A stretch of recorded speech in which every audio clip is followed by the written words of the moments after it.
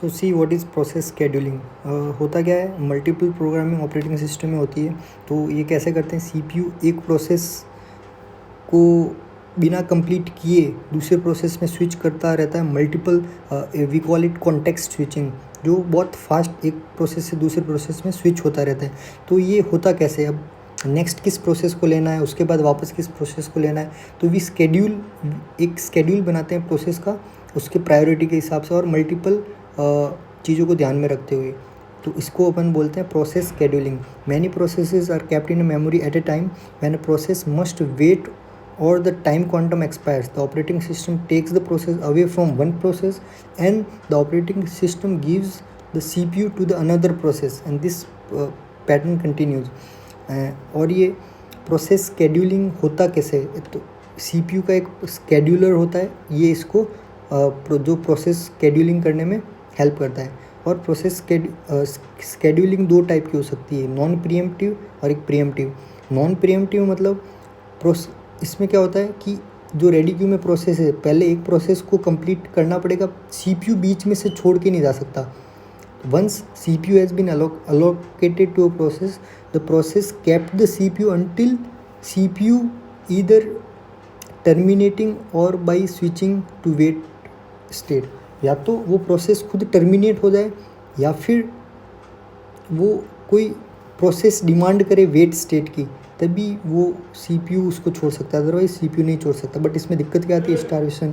As a process with long burst time में starve less burst time process, तो इसमें starvation की दिक्कत आ सकती है। हो सकता है कि एक ही प्रोसेस CPU को लेके बैठा है, कोई दूसरा प्रोसेस जो हाई प्रायोरिटी का हो वो उसको यूटिलाइज ही नहीं कर पा रहा है। दूसरा होता है प्रीएम्प्टिव स्केड्यूलिंग, मतलब CPU प्रोसेस को प्रीएम्प्ट कर सकता है। CPU is taken away from the one process after the quantum expires. Let's say there are छोटे छोटे टाइम क्वांटम्स होते हैं, इस let's say 0.5 milliseconds, 0.5 millisecond के लिए प्रोसेस 1 चलेगा, 0.2 के लिए ये दूसरा 0.5 के लिए दूसरा चलेगा, ऐसे होता है quantum expire along with terminating और स्विचिंग टू वेट स्टेट। इसमें स्टार्वेशन कम होता है और अपन क्या करते हैं, हर एक प्रोसेस की एक प्रायोरिटी डिफाइन कर सकते हैं। तो हाई CPU यूटिलाइजेशन, इसमें CPU यूटिलाइजेशन अच्छा होता है। CPU स्केड्यूलिंग करने के गोल्स क्या क्या होते हैं, maximum CPU utilisation, minimum turn around time, minimum wait time, minimum response time, मतलब बहुत कोई भी प्रोसेस हो उसको इंस्टेंट रेस्पॉन्स मिल जाए, नॉट इंस्टेंट, बहुत कम रेस्पॉन्स मिले। Maximum throughput of the system.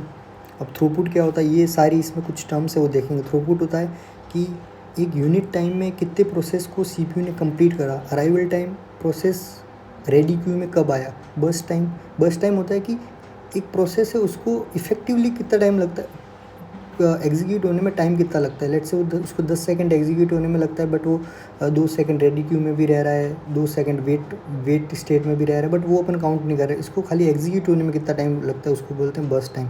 Turn around time मतलब जब प्रोसेस जब रेडी क्यू में एंटर करा और जब वो टर्मिनेट हुआ, वो टोटल टाइम कितना हुआ। वेट टाइम होता है the process spend waiting for CPU, वो CPU के लिए कितनी देर तक वेट करता है वो। तो ये हो गया turn around time minus burst time. Response time, the duration between the process getting into ready queue and the process getting CPU for the first time, ये होता है रेस्पॉन्स। मान लो वो रेडी क्यू में आ गया बट उसको पहली बार CPU कब मिला, वो होता है उसका रेस्पॉन्स टाइम, जो इंटरवल होता है। Completion time, the time taken till the process get terminated. देखो कंप्लीशन टाइम और बर्स्ट टाइम अलग होता है। कंप्लीशन टाइम हो सकता है ज़्यादा हो बर्स्ट टाइम से, ओके।